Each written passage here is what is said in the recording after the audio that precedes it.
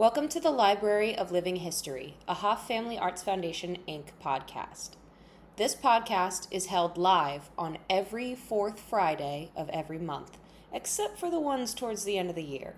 If you want to keep up to date on when and where we're going to be recording, please take a look at our socials, Hoff, H-A-A-F, Family Arts, on Instagram and Facebook.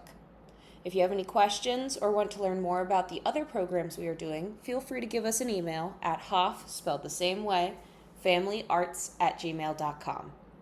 If you are new to our podcast, welcome.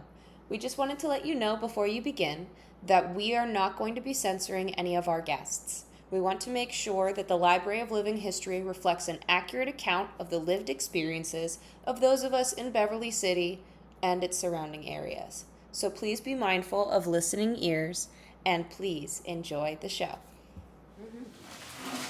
Welcome all. Post 115 has been here for quite a while, not as long as Beverly's been here, but they were first chartered in 1919 on August 11th in 1919. The American Legion posts all dealt with World War I veterans, and they were created sequentially. So at 115, we were one of the first ones created, like Burlington was created, where Mr. Loudon is from. Originally, the American Legion began in March of that year, 1919, March 15th, about to have their 107th birthday of the American Legion in just a couple of weeks.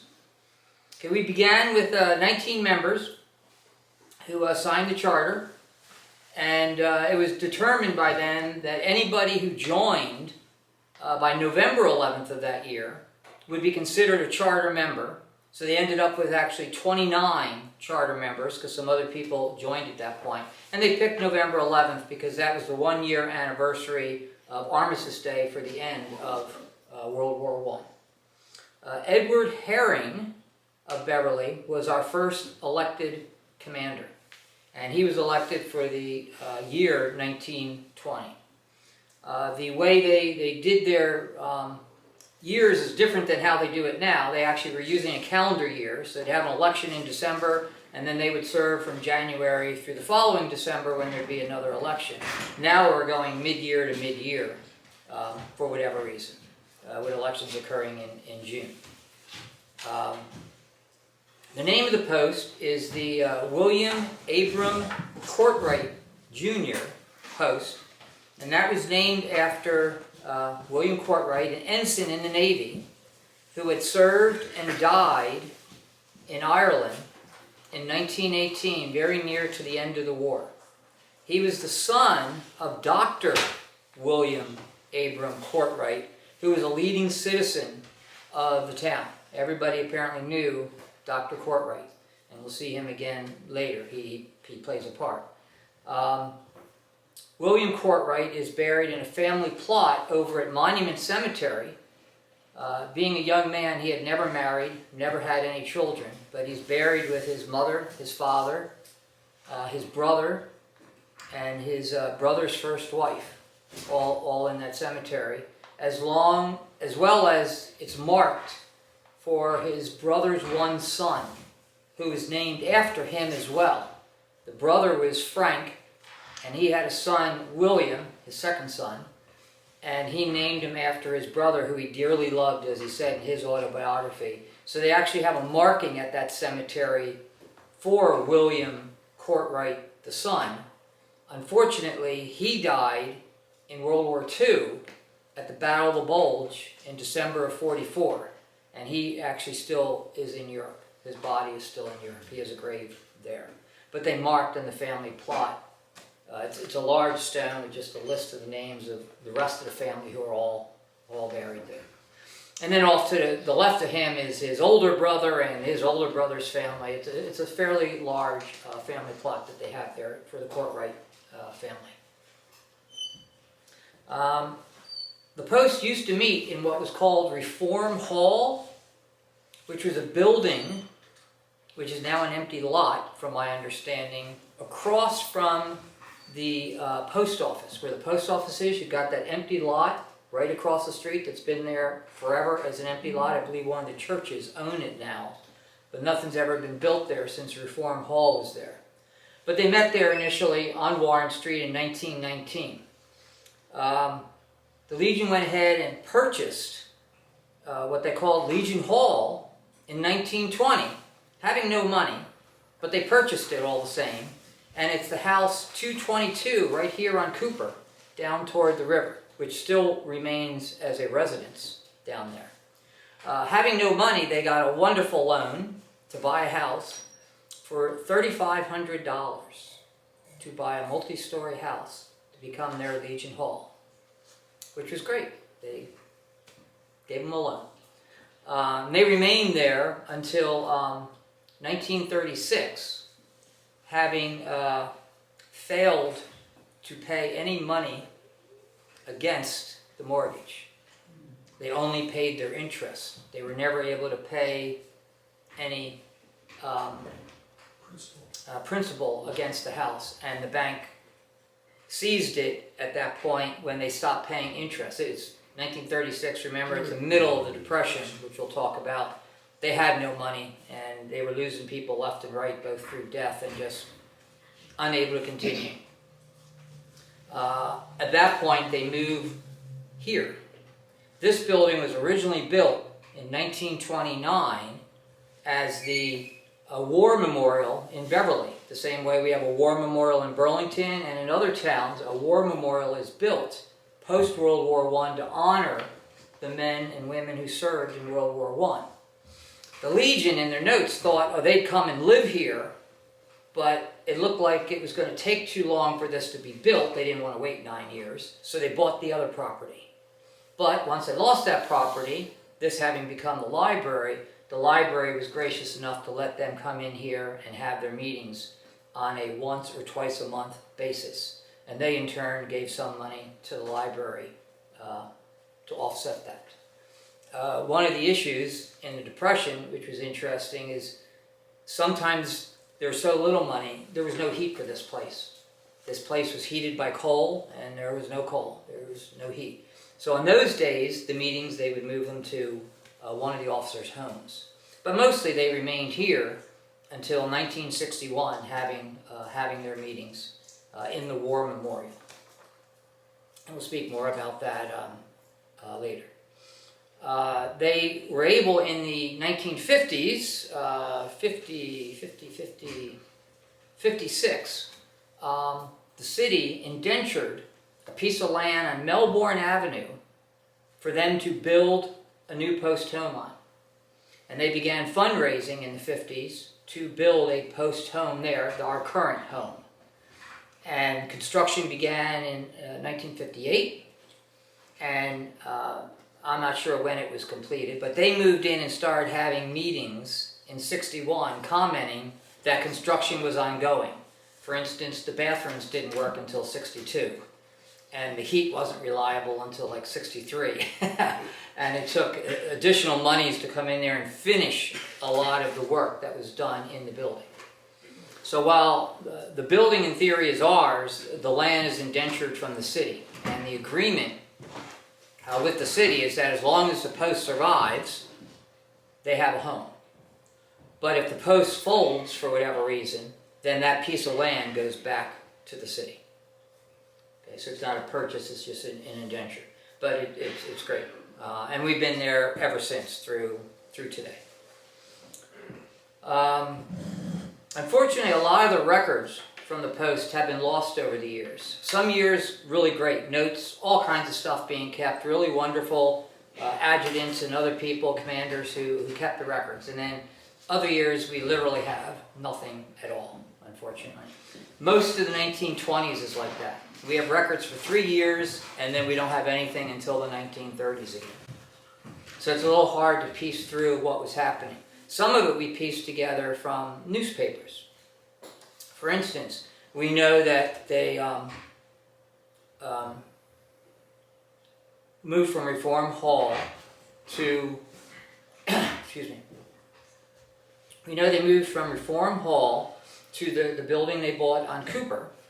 and that they did work on that, and they added stuff to it. The auxiliary which they had, they talk about, they put up drapes and they did gardening and they made it very nice. And there's a couple old pictures that survive, and it actually looks pretty nice.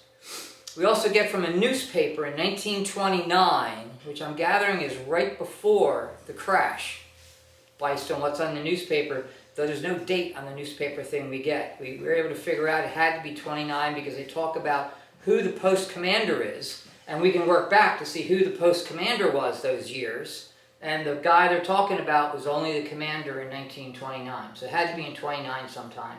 And it seemed to be in the fall, based on what they were saying. But they decided they needed another way to make money other than their monthly jobs that they would go out. They would have dinners, or they would just go collect money. They would find different ways. They'd do bingo. They would do different things to raise money. But they needed something more. So they went and they took out another loan from our very friendly Beverly Bank, and they built a bowling alley at 222. And that was known as the Beverly Bowling Alley for years and years after the post was out. Unfortunately, the Depression hits and nobody has money even for bowling. They talk about how the bowling alley isn't making any money because nobody has any money to throw away going bowling. So they're making like $2, $3 a month on the bowling alley, and you can't live on that as an organization. They also talk in the article, it's amazing that the plans on the bowling alley didn't quite align with the plot of land, so they actually picked up the whole house and moved the whole house 18 feet to fit the bowling alley onto the lot. I thought that was an amazing piece of engineering for 1929. And then they built it. And if you actually go look at that house now, it's got these large plots next to it, like there should be other houses there. But that's, I think, from the old parking lots and the old bowling alley, which is now gone. And it's just a house that remains, which is a very nice house, very good condition. Worth a lot more than $3,500 that it was originally purchased for. But they did that to make money, but that didn't work out so good. Something else you all realize, out in front of your library here, there's a plaque about World War I. That plaque was donated in 1921, it's called the memorial plaque, by the father of the person our post is named after, Dr. William Courtwright. He donated it to the post, and it was at the post at Cooper Street until 1938. Once the bank took the property, they then put a group of guys together in 1938 because they had been locked out of the property in mid-36. And all the minutes, all the records like disappear from 36, there's nothing in 37 until the very first meeting in 38. And they're putting a group of guys together to go back to Legion Hall, as they called it, to recover what they could. Primarily that plaque and any records they could get. And then that plaque is brought here and set up since then out front. I assume the plaque did not have that whole brick, whatever you would call it, that brick edifice in front, that was then done later by the city or the library or whatever to place it there. Because they only talk about in the minutes about the plaque being donated by Dr. Courtwright. But that's very nice. That originally came from the American Legion. The American Legion then would visit it every year and place a wreath on it for many, many years. And then somewhere through time, they seem to have stopped doing that some years ago. But that originally came from Dr. Courtwright. I think Mr. and Dr. Courtwright took the death of their son very hard. He was very young. He died in October at the end of the war. They died shortly after him, within a few years of his death. If you look at the gravestone, Mom dies, and then Dad dies shortly after that. And they're all right there together. So, but Dr. Courtwright cared greatly about his son. Also in 1921, 1921, the local GAR post that's Grand Army of the Republic, which is the organization that was honoring all the Civil War veterans from this area, felt that they could no longer go on because they only had 6 guys left. And everybody was old, very old. And since 1870s, I'm not sure remembering the date, 79, 75, somewhere in there, when they became a post, they had been running the local Memorial Day ceremonies, the parade, and going out to decorate the graves at both Beverly National, which was at that point just Beverly Soldier Cemetery, and Monument Cemetery for all the veterans. They realized they could no longer do it. They were meeting in Reform Hall at that point also, which no longer exists as a structure. They came to the American Legion post and asked if they could move in with us down on Cooper Street and turn over all their stuff to us, including the responsibility of running the parade. So in 1921, they ran it together, and we actually had the parade bulletin, announcement, whatever you would call that, for who's talking and who is there, listing the last 6 members of the GAR post, and basically them handing over that parade responsibility. All of those men are buried locally, either in Monument or right next door in Beverly National. I go on by all their graves, and they're all right here. The commander, Kramer, dies shortly after this handover.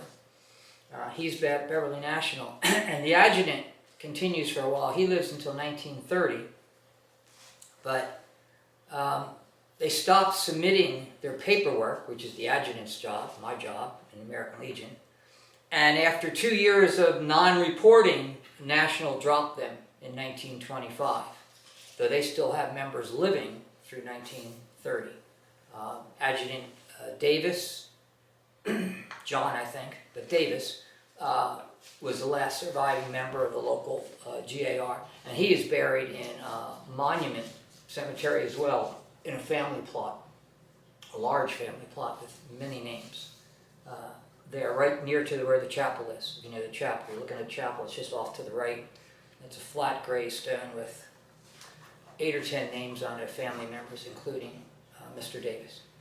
But anyway, we inherited the parade at that point, and the American Legion has continued to do that parade through 2004, at which point they felt they no longer could do it and turned that responsibility over to the Elks, who I think are still doing it. Are they the ones still doing it? I think they're the ones still doing it, right? Yeah, Paula and I. Right, and they did a letter to the city in that year saying, basically they didn't have enough people and not enough young people. The post is a very old post in terms of the age of the membership. Recruiting young veterans has been extremely difficult.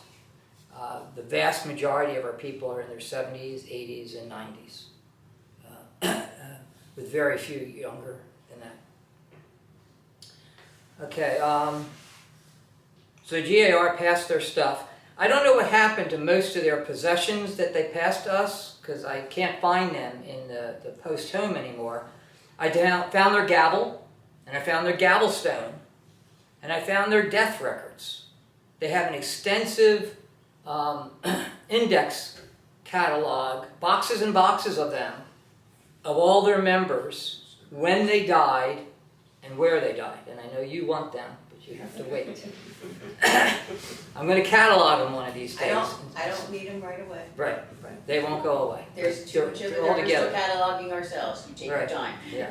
The only other thing I found that survived was that bulletin from that very first parade that we did together, where it lists the 6 last members of the GAR and who was all involved in that, which was from 21. And then we don't even have any of the parade stuff until 38 or 39, and then we've got a very complete parade bulletin for every year from like 38 to the teens. 2016, I think, was the last one that we had a copy of still. And I gave you all my extras. So, but we have a good collection of that, of who was involved in the parades. And the parade was dedicated for 60 years plus there to the GAR post, and it's in there to GAR 21 was their number. We dedicate this parade because they're the ones who had started it in the 1870s, or had taken it over in the 1870s. Okay. 1930s, money is very tight. They're only paying interest and not even all the time, which is why they lose it to the bank. They move here in 38. One of the very first things they discuss is if they should fold up house. And they take multiple votes in 1938 if they should just give up their charter and say we're not going to be an organization anymore. Then it's defeated every time by the membership, those members that remain. Each time they say, no, we want to remain opposed. Even if there's only 20 of us left or 40 of us left, we want to remain opposed. But it comes up in the minutes. The minutes for 1938 were really great. Somebody kept them. They're all handwritten. That becomes a discussion later on. We need to buy a typewriter over and over and over. Somebody needs to get us a typewriter because it's all handwritten and some of that's hard to read. The dues for the post per person at that point is still only $3, which is what it was in 1919. They've never raised the dues amount, but $3 a person doesn't really add up to a lot of money to pay for bills or anything like that. So it's very tough, and a lot of the people are not even paying their dues, as we'll see momentarily. They do lots of different fundraising things, and a lot of it's not successful. A couple times you see comments, they had a dinner on a Thursday night, whatever, and they lost $2 in it. So they didn't make any money at all. They just lost everything. And other times they make $10, so they make $2, and they're happy about that, but we got to do better about figuring out what we got to charge. And they're charging like 50 cents, 75 cents for dinner. It's a whole different world money-wise, but nobody has any money to speak of. The Post is collecting canned goods for their members who are out of work and have no food. And you see that over and over in those minutes that they're collecting it. The adjutant is tasked with creating a list of all the Post members who are out of work and posting it in the Post, which was here, well, was there and then here, so that people who were employed and could help these people would do so. I need a carpenter. I can pay for a carpenter. You're a carpenter out of work. I'm going to go use you as my carpenter. And the one commander sets that up. Commander Nolan, in 1940, decides enough is enough, and I don't know what his civilian job was, but everybody who's been unable to pay dues, he pays it for them. He says, I'm not losing any more members in the meeting minutes. I'm not losing any more members because they can't pay the $3. Nobody leaves the Post because they don't have $3. They come to me, I pay the dues, because some of it goes to national, some, because they don't even get to keep all $3, keep in mind. Some of that money has to go to national, some of the money has to go to state, so you don't get anywhere near everything there. But he sets that up so that he's not losing people, he can hang on to them. We're on the verge of World War II, which is good and bad. And they continue to look for jobs for the people who don't have jobs. They have odd things happen too, like somebody who doesn't have any money, but somewhere he got 250 pounds of coal, which he donates back in the earlier 30s during the Depression to the Post. Well, the Post runs on coal. That's how they heat the place. So they actually now have heat for a little while because somebody's donated coal. He didn't have any money, but he got coal from somewhere. He donates the coal. And you have other donations like that, donations of food to help out. World War II starts in 1942, and membership increases there. The Post starts doing their big thing every month is they're doing scrap metal drives all through town. And they're doing that for the war effort. Collect scrap metal, turn it in wherever you turn it in. They're not making any money, but it's a community thing that they're doing. They're not selling the scrap. More and more often, even during World War II, there's no heat here. So they go to one of the officers' home and have their meetings there. Legion membership, which originally was World War I veterans only, not veterans, just World War I. If you weren't in the war, you couldn't belong. Is expanded by Congress during World War II to include World War II veterans. So as World War II veterans come back, they start recruiting out of the World War II veterans, which helps membership come up. Also, these people tend to have a little money who can actually pay their dues and help out because they've come out from being paid from being in service. They form a welcome home committee, which is, in addition to scrap metal, another big thing they do is they form a welcome home committee so that as veterans are coming home from the war to Beverly Edgewater Park, they go and they meet them, they greet them, they pick them up, they bring them home, whatever they have to do to help them out, to bring them back into civilian society here again. Some are probably wounded, they don't talk about that at this point. They do talk about later on, they start having, especially during the 60s, during the Vietnam War, they start having special dinners once or twice a year, which they call amputee dinners. And it's for all the severely wounded amputee veterans who have come home. They and their families all eat for free. Everybody else pays a little more, and they have a very nice dinner for them once or twice a year, usually in February and then sometimes later in the spring again. And apparently they are very well attended and they make money to boot on them, probably because they are well attended.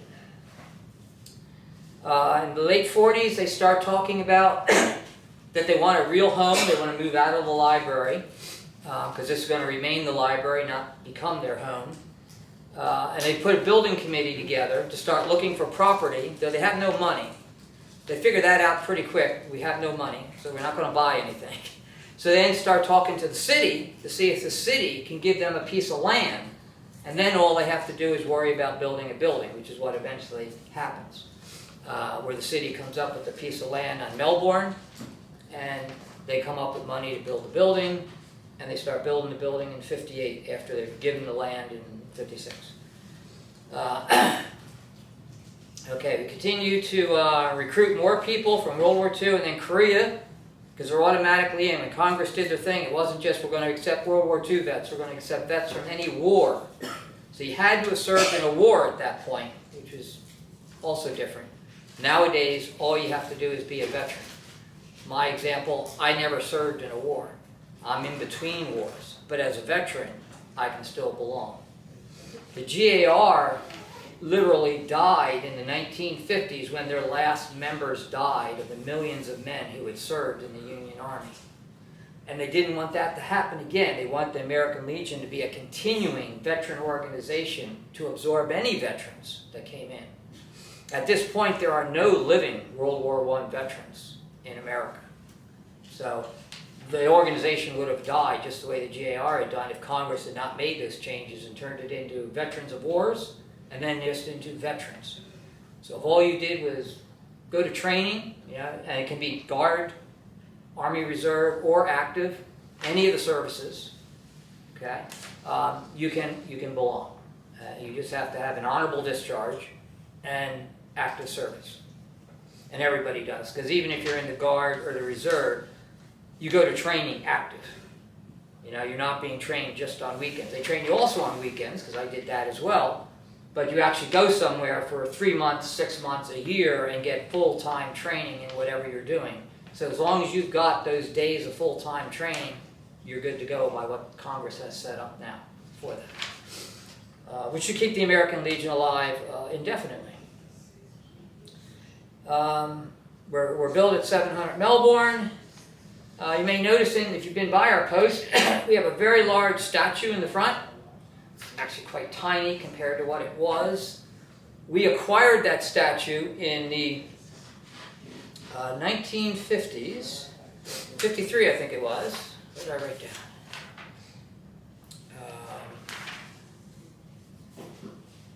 I didn't write it down. I think it was 53. We acquired the statue. The statue came from Beverly National. Beverly National didn't want it anymore. They felt it was unsafe. It was on a 150-foot pedestal, high up in the air. And the pedestal was deteriorating. The statue is marble, but the pedestal was concrete and was not hanging in there. So they took the statue down, got rid of the concrete, decided they didn't want it anymore. Asked if anybody else did. nobody was really that interested, except for a couple of legionnaires, one being Vincent Ulysses, and I forget the name of the other gentleman. It was at Frank Smith's. Frank's right. And they decided they would acquire it for the Legion should they ever get a home again. And they put it in their garage. And it was in the garage until, acquired in '53. And it was put in the garage until, I'm not sure, 65? Anyway, they hired a crew to move it and build a new pedestal for it, because it's a new concrete pedestal at the base of it,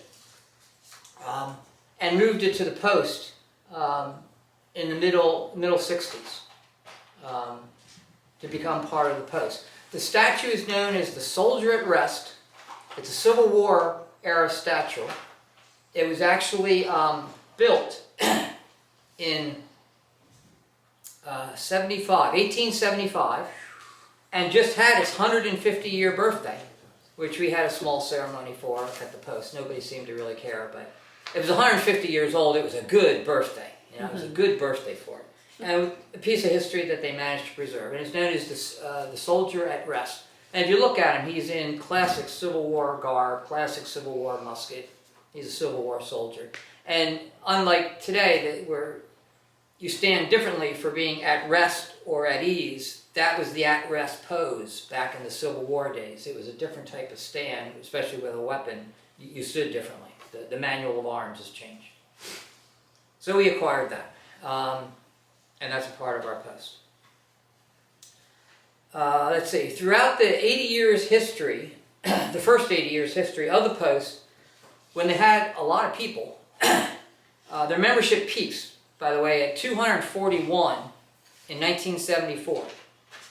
A lot of Vietnam and Korean and World War II people coming in there. A lot of Vietnam. We still have a lot of Vietnam vets in the post. Our numbers now are much reduced. We are at 45 as of today, sadly having had 3 deaths this year. Our last World War II vet, which was my father, died in January. And the others were Korean War vets who had died. So it's just a fact of life with the older posts that we're losing all of our older members. Anyway, during the first 80 years, the post was very active as it had people in many different things. They talk about sponsoring Boy Scout troops, Girl Scout troops, Cub Scouts, brownies for the Girl Scouts. They do junior baseball, sometimes 2 or 3 teams in a given year. They do Boy State, Girl State. They do blood drives, especially during World War II. They're doing blood drives every month, where they're not making any money. If anything, they have an outflow of money to help support these organizations. As an organization itself, they have a color guard, a band, and a bowling team. Of course, we have a bowling alley in town, so they got to have a bowling team. And they participate in all of that. One of the notes that when the new post office was being dedicated, the Legion Color Guard showed up and helped present honors for the post office being opened, which was back in the 60s, right? I think in the 60s.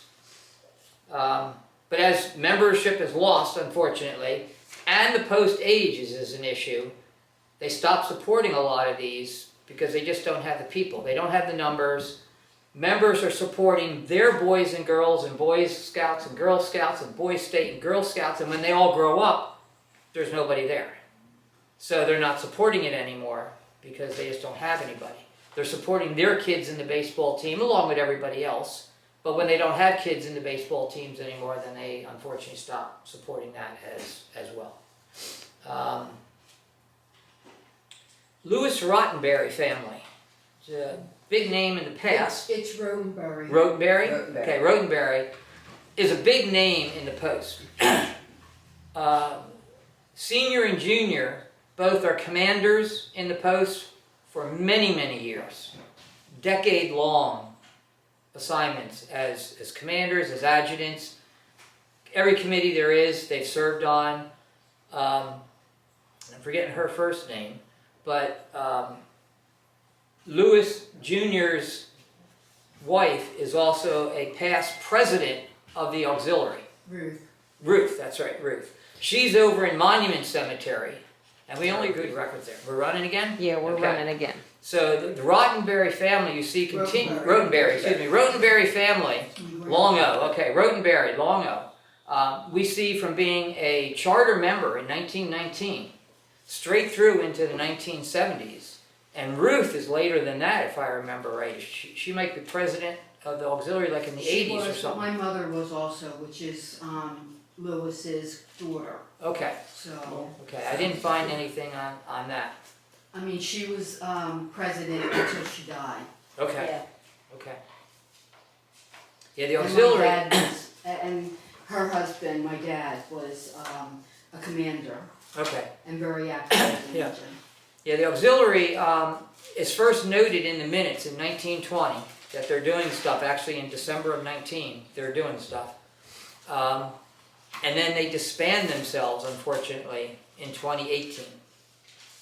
And just shy of 100 years, which is most unfortunate.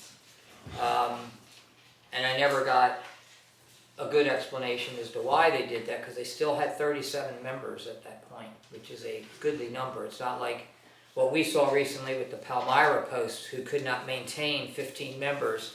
National takes away your charter if you can't keep 15 members. So they were far from that, but that's everybody's goal to stay. Well, have many people you can have, but you have to have 15 members to remain a viable organization, and that's 15 paying members. But anyway, that family's been very active, and you see them throughout the minutes in the 1920s, what survives, the 30s, the 40s, the 50s, the 60s. So anytime they're needed, they step up and doing whatever. They step in as president again, or as an adjutant again, or heading one of the committees that they're doing whatever work on. They are taking the votes in 1938 of like, should we disband?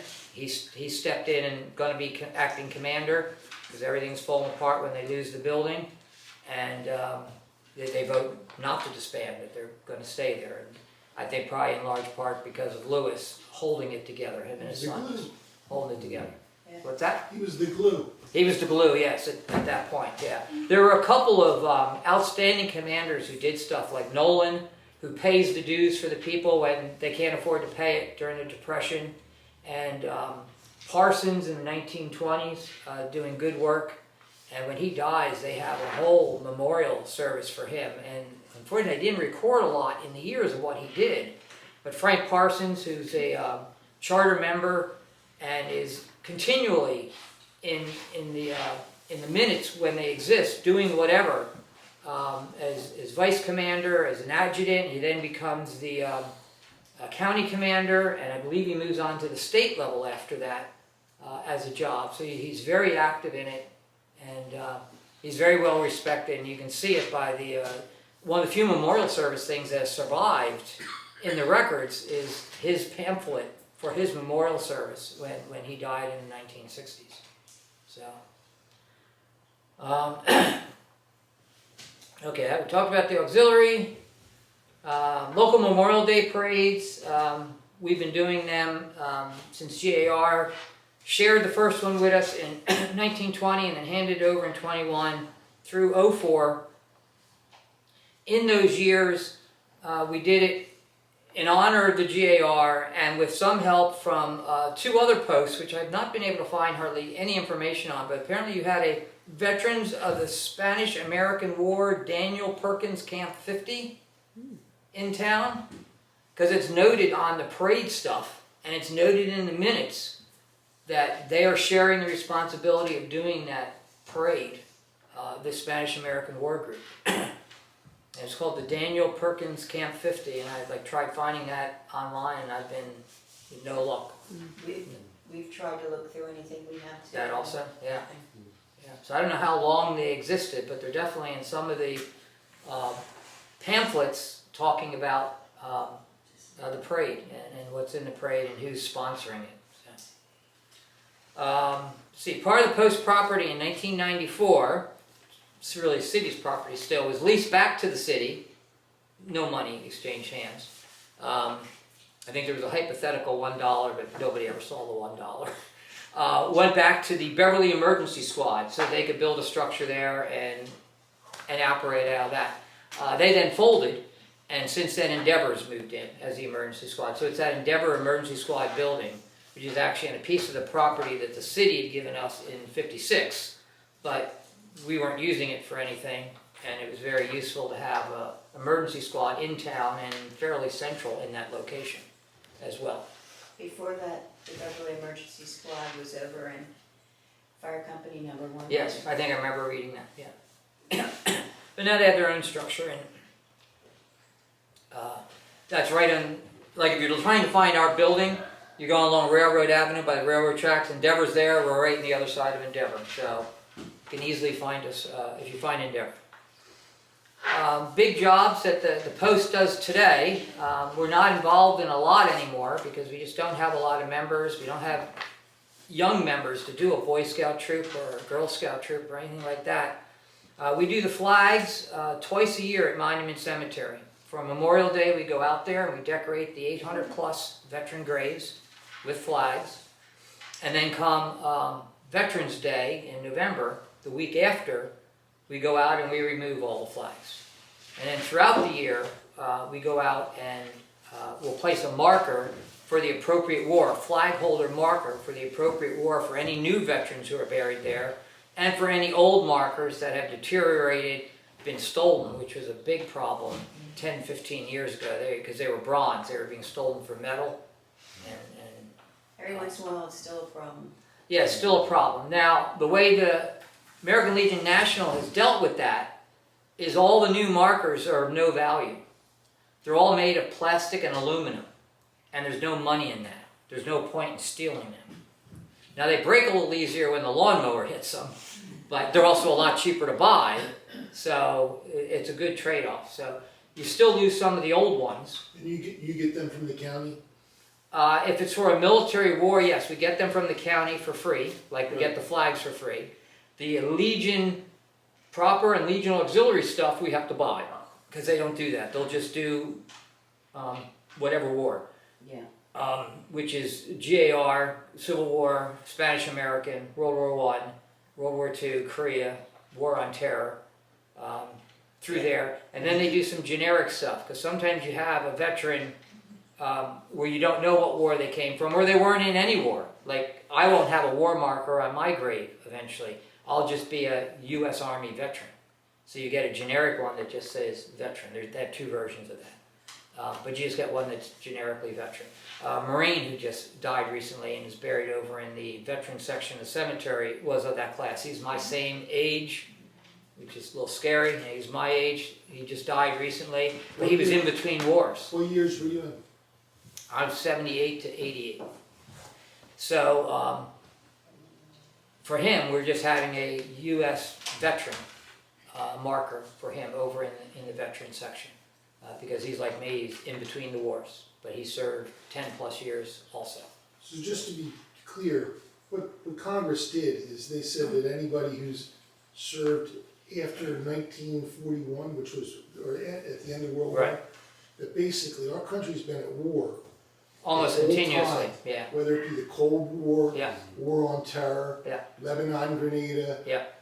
so forth. You know, Yeah. so that's Yeah. defining a Persian Gulf. veteran because the fellows that serve in Korea at the DMZ, Right. every year somebody gets hurt, killed. killed, Yes. yeah. So you know Yeah. They made it the every whole thing- veteran. The whole Yeah. thing of saying that someone Yeah. wasn't a veteran. Yeah. You sign the paperwork, you put it on a uniform. You're basically Anything could happen. You're putting your life. You're putting your life on the line. Yeah. So it makes it simpler for the So I organization just too. I don't So want you diminishing the time because you were in going. right. Everybody's there. On Right. Grenada Yeah. and stuff. Yeah, and if I'd stayed longer, I would have been involved, but I Right. only stayed for the 10 years. Like, one of my friends who was a year behind me, a year younger, he stayed in. You know, I became a captain, he stayed in, he became a lieutenant colonel, and he was killed in '04 in Baghdad on the first day of his second tour in city from a suicide truck. So these are his pants, actually, which is why they get Oh, warm. wow. So, not the ones he had in Iraq, the stuff he had left behind. because he was all in desert gear there. This stuff got left behind. So, but it was first day of his second tour en route to his station. They got hit. So, that was Colonel Mark Phelan and his friend, I'm forgetting his first name, but Major Soltis, who were both out of Pennsylvania Civil Affairs Unit, Army Reserve, but they were active. And they were both starting the second tour over there. Okay, emergency squad. We do flags at Monument Cemetery. Nobody, it seems, does flags at Beverly National anymore, unfortunately. They just do the main flags. Many of our people are over there, especially many of the GAR people are over there, like the last GAR commanders over there, Commander Kramer. And the Rotenberries are over there, senior and junior. And they are 1 for 4. They were a challenge to find because they're way back in section J, but they're right next to each other. So once you find them, they're I have a system. I Very know, easy. I can go right to them now. yeah. I had to figure that out too. Yeah, go down this road, it's a count, and then it's like 3 graves over or something. Yeah, off the I road. count the trees on the one side. Okay. If I cut those trees, I'm in trouble. Yeah. And I look for a garage on the house. Okay. I usually count the rows. Like I can find You can do that too. Commander Kramer from the GAR because I can count the rows in section 2 because he's right up on Bridgeboro, I guess it is, right by the fence, just off the fence, and he's 4 rows back and like 4 rows from the edge. So he's fairly easy to find also. So we do the flags all the time. New thing we did for flags at the post now, we have a flag retirement box. So if you have your old flags you need to get rid of, and you don't know what to do with them, you don't want to just trash them, because you're not supposed to just trash them when they deteriorate. You're supposed to go through a ceremony. You can drop them off at the post in a, looks like a mailbox, a little smaller, but right by the side door. Very pretty, I saw it last And weekend. you can drop it off. Yeah, that was Commander Adams' idea. That was his project last year. And made that happen, got cemented into the ground. And we then just add them, plus any other flags people drop off to us, to a retirement group, the Burlington County Fire School in West Hampton, over by the county library, does monthly burning of flags. And they do it for free. And a lot of people use it, because whenever I go there with my bag of flags, there are thousands upon thousands of flags in there. Dozens of bags full of flags, all through the year. Because if I get a lot in between, I'll take a bag over. I usually have like 4 bags from doing the cemetery. But they take care of it for us all the time. And there's just one of the fire towers, all you have to do is drop them off, and they have a monthly fire burning ceremony for the flags. So that's been a great help to us as well as other organizations to make sure they're properly disposed of. There's a Boy Scout troop that comes out to Monument Cemetery once a year. It also does a flag burning ceremony Okay, out by the veterans section. okay. Very The good. thing is, when you're talking about the volume, when you turn over a cemetery, Yeah. Yeah, we have 800 plus flags every year. to try to do that Yeah. ceremonially. the Yes, burn- it's burn very out, hard, yes.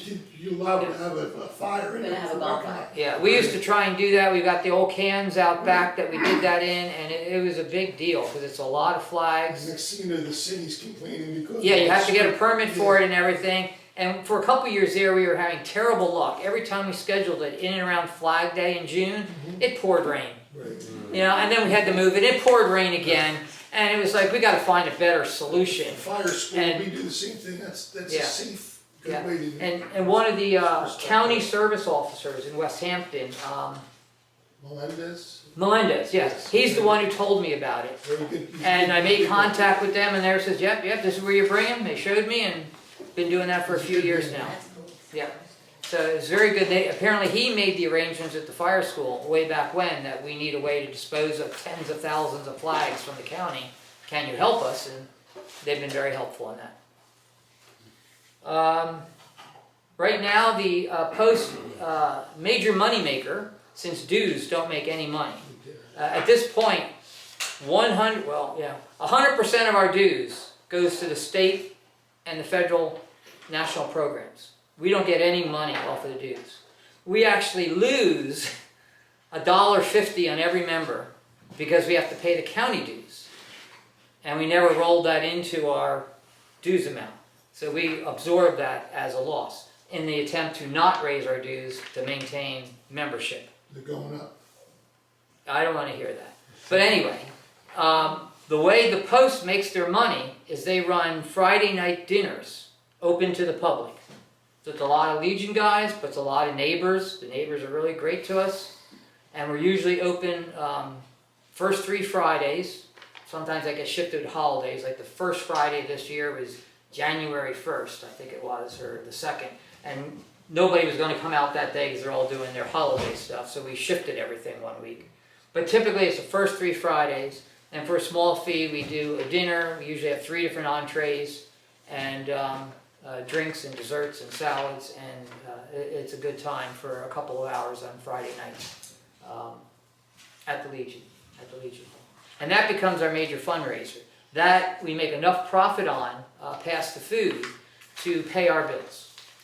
Pay our insurance, which we have to have because we have people coming in. Insurance bill is our biggest bill now all year, in the thousands of dollars. But we can pay our electricity, we can pay our phone, we can pay our water, we can pay everything else within that. We don't make any money, but it covers everything. And Camaraderie too. yes, the people love it. Even the non-veterans who are there, they come out, they're neighborhood people, they walk over, they don't even have to drive up, they're so close, they just come in and It's great. It's a little place in town you can get a good meal for a really reasonable price. Yeah. And it's There's a always lot of people packed. that And go. the local And it's usually communities- packed, yes. We generally do 45 plus people there on each of those Friday nights. We can sit 80, and we've had 60, 70 people in there.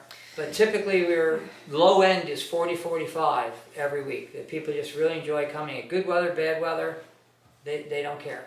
The only things that has ever interfered is when 4th of July was on Friday, nobody wanted to come, and January 1st, nobody wanted to come, and that's understandable. There are holidays, so we've adjusted for things like that. But otherwise, we get a good showing all the time, even in bad weather. So people enjoy it. So the Post mostly is just involved in the cemetery work right now, and maintaining itself and doing the dinners. And unfortunately, not a lot else because we lack membership. We're always trying to recruit, we're always trying to get new people, but it's been hard, and even so, the last couple people we recruited were in their 80s, so they're great to have them, but they're not going to be that active because it's like if you're doing a Boy Scout troop or a Girl Scout troop or helping the Brownies, it's a lot of work. It really is. And most of the people just aren't that young anymore, and it's very difficult for them. So. Yes, sir. The young lady mentioned some people that are currently serving. Oh, from the Kelsey? mayor. The Yeah. mayor. Oh, yeah, I don't The know mayor. their names, Yeah. but Well, yeah. You might want to reach out to them because they're eligible to be in. Yes, yes. as You can be active, right? And that way, maybe even if you contemplate covering their dues while they're the first. Right, and that's something I saw in the minutes. Get them to come back. You Yeah, know, we don't have a post historian per se, because we don't have a lot of people. I'm the acting historian, and as I read through the You've done more than those. 100 years of records and minutes that I could find, that's something they did throughout World War II and Korea that they would mention in the minutes, that if anybody, and even in War and Terror, we had anybody who was currently serving who wanted to join, it didn't cost them anything other than their signature, because the post paid for their dues. And then you'll have a contact with them Right. for when they come back. Right. And it's good support for them when they come Yeah. back for their. I'll adjustments. reread that letter. Maybe I'll reach out to the mayor and Just a see if thought, she wants to do something with that. Right. But yeah, we've done that before. You see that people currently serving. Back in Afghanistan days, one of the members' son was in Afghanistan for multiple tours, brave soul, and they were sending care packages a couple times a year to his unit.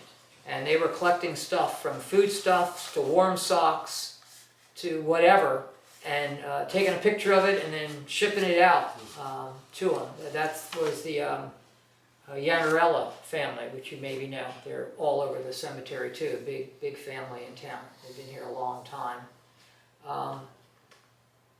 but it was called Project Afghanistan, I think it was called, yeah, Project Afghanistan. And they were doing these packages while he and his unit were out there for those years. And I assume greatly appreciated since they all came back and they seemed happy. Any other questions? Yeah. Ensign Cortland passed away while he was in the Navy. Yeah. How did he die? He was the captain of a sub chaser chasing German subs in the Irish Sea and the English Channel. He was on a converted yacht from New York City with a 35-man crew, and sadly caught pneumonia. Was evacuated to Queensland Hospital in Ireland and died there of pneumonia, non-combat injury. And I think,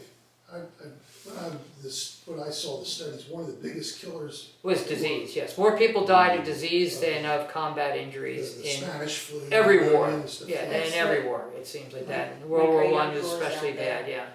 And he's considered a veteran, but he died of the flu. Yeah. Of that bad flu epidemic. Yeah. Spanish flu, And which Fort Dick, Yeah. well, it wasn't Fort Dick, originated it in was Kansas. whatever it was.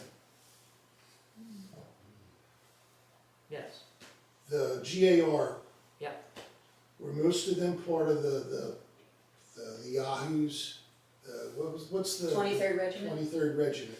I don't know. Beverly, okay. I don't know. That's one of the things I want to research when I look at that index card catalog, of which there are hundreds of cards, to see if it has like unit affiliations, if they truly all were raised locally. Right. I know there's a lot of history. We had talked about it once about the Beverly Hospital Yeah. was here Civil War because there hospital. were docks on the Delaware and there was a railroad, Right. and therefore you could bring people in and out, both troops leaving, the 23rd, and wounded coming back, which is how the Beverly Hospital ended up getting set up right in that Monument Cemetery Actually, area Beverly where Hospital was where Gray's Trucking is. Gray's Trucking, right, in the area, the rope works and Gray's Trucking, that is correct. And where the empty lot is was part of the headquarters for the 23rd Regiment Right. mustering out. But Right. it actually took But that's up where they mustered from- in too. And mustered in too, Yeah. but it was from Warren Street all the way to the railroad tracks Yeah. on Broad Street, and then over Yeah. towards the Legion Hall now, Right, where the new school is. I still call it new school though. It was as built they when I was a started kid. burying people But- there from the hospital. There were about 9,000 men at one point here in that camp. Yeah. And the hospital was very full too, and they had a lot of deaths. They had tents around it as well as a building. Yeah, they had a lot of deaths, and they needed a cemetery, and some farmer, whose name I forget, donated that land. That's what Beverly National now. And they started burying people there, and then when they were looking to make national cemeteries, or back then it was soldier cemeteries, they said, we got this, can we do this? And they got approval, and it became a official national cemetery, because it already it just started with kept- thousands of graves from And the then it hospital. kept spreading and growing because Yeah. Franklin Avenue used to go all the way through. Yeah, yeah, My mom grew up on Wall Street for a while, and during World War II, when she was a kid, she said there were 7, 8, 10 funerals a day out there. yeah. A lot of people, unfortunately, in the hospital died. They talked about that. And in the Civil Civil War period, especially. right, which Well, made that, yeah. Think about the medicine then. Oh, yeah. Yeah, it's not good, right. It's not good. It's better than nothing, but it's not good. So, And it's also when they started the National Cemetery, it's also when a group of citizens in Beverly decided, well, we need a Thank you for coming, cemetery sir. for the people that want to. are you a veteran, sir? Okay. Come to our dinners, though. We love everybody. Yeah, they're good. Come to our dinners. We love everybody. I do. Great. And we'll have birthday cake one day in March, because it's our birthday, 107th. They built Monument, started Thank you, Monument sir. around the same time. Right. Yeah. Yeah, there's a lot of GAR graves in Monument Cemetery. Yeah, And there's a few Spanish-American War, and then a lot of World War I, World War II. And I'm not sure, but do you have any Revolutionary War No. graves in Beverly at all? Now, I can't find anybody in that cemetery pre-Civil War. I was I just- couldn't find any Spanish I was or just wondering. Mexican War, excuse me. What's the ferry's name? There's the part of Dumpster, I think. Dumpster, yeah. Duxbury. Yeah. Yeah. I've actually tried to, I've been researching some stuff because we're getting ready to do a drive program for the Burlington County history. Right. And, but most of the cemeteries were established well after the Revolutionary War. I don't know where the Revolutionary War graves are. They're in There Burlington. should be plenty around here. There's a lot in Burlington. Yeah. There's It's Burlington, St. Mary's. Yeah, Cemetery. St. Mary's. And then there's another cemetery But behind even it. this one here, the Episcopal Church one, which is apparently the oldest, Yeah. was about 1837. Right. I think some of those very old graves, though, are in Burlington, or Beverly National. Because I think that whole area there is being used They for, are. just might not And they have did one. actually move some people there Yeah. from from other cemeteries as well, right? And there are a few graves in Monument that are before the Civil War because it belonged to somebody that buried his family there and he just Yeah, I decided didn't to see make that. the rest of us Well, use it I too. was talking to Father Haynes at St. Mary's, and when they were doing the river line, and they were doing some work there, they dug up, and all of a sudden they started coming across some human remains. Yeah. As it turned out, where that was, that's where there was a Quaker, one of the first Quaker settlements, and as people died, they were kind of like unorganized burials kind of things. That's what. Yeah, back in Revolutionary days, Beverly wasn't Beverly. Beverly was part of the greater Willingboro area, Yeah, and that GAR post is the Joseph Ridgway post, Ridgway with no E. He is buried in the Quaker Cemetery in Willingboro. And we went out and found him and marked his grave because it wasn't being marked anymore as Civil War. He died in '62 and they named the post after him. He died the first year of his service, which was very sad. But he was a leading citizen in Willingboro, and his father was a leading citizen. And they all volunteered and they all went and they took very high casualties in those first years of the Well, war. I'll just give you another interesting thing over in Burlington, and I've researched the people that are on our monument. Right. There's people that are connected to Beverly that are on that monument. Yeah. They might have moved or something like that, but one of the real interesting ones, and I think you might know the name, is he was a pilot. Oh gosh, I gotta think of his name. But he was married to Van Sciver. Mhm. Okay. He got married right before he went in. He was a pilot and he was flying across the German lines, and he was shot down. They never recovered his plane. They never recovered the body. The woman who was his wife lived here in Beverly. She went over, her sister went over looking for him. There was Yeah. Yeah. I've heard the story, but I don't remember his name. Well, we recently, But they lived in Beverly right before, maybe a week, because they got married, they stayed here a while, then he had to go up to New York and get a boat over there. That happened a lot, especially in World War II. Yeah. When young men were going to go off to war, we've had several stories like that over there. Yeah. And they would decide, well, let's just get married now. Yeah. But it wasn't just because of love or anything like that. You gotta remember, we went into the war at the end of the Depression. There was a, They were trying to take care of the women they were leaving Yeah. behind if Yeah. anything happened to them. right, because if nothing else, there's the Insurance, insurance, yeah. right? They would get some money out of it, which is They better would than get a nothing. widow's pension at the Yeah. time. We recently did a research project for one of our members, who you may or may not know, Billy Pugh. We took note that in the Beverly Hospital, one of the main doctors for those years in there, a volunteer doctor, he would not take pay, was a Dr. Pugh, P-U-G-H. And he was trying to figure out if he was related. And as far as we could tell, they're not related, it's just the same name. Dr. Pugh was from Burlington. Dr. Pugh is buried at St. Mary's. right. That we found out.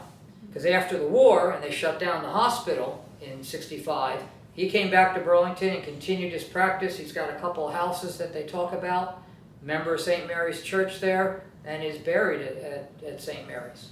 And our man, Billy Pugh, lives in Burlington, lives on the same street, but not the same house. And we just never could make a connection other than their same name, but there were no similar first names that we could find going back. But Dr. Pugh is wonderful in that he donated his services for like 3 years at the hospital, working for free in Beverly, but then returned to Burlington. The cities are very connected. Yeah. very connected there, yeah. All right. Well, we Okay. have hit our hour mark Okay. and then some. Thank you so much, Bill, for coming and talking with us tonight. Thank you so much.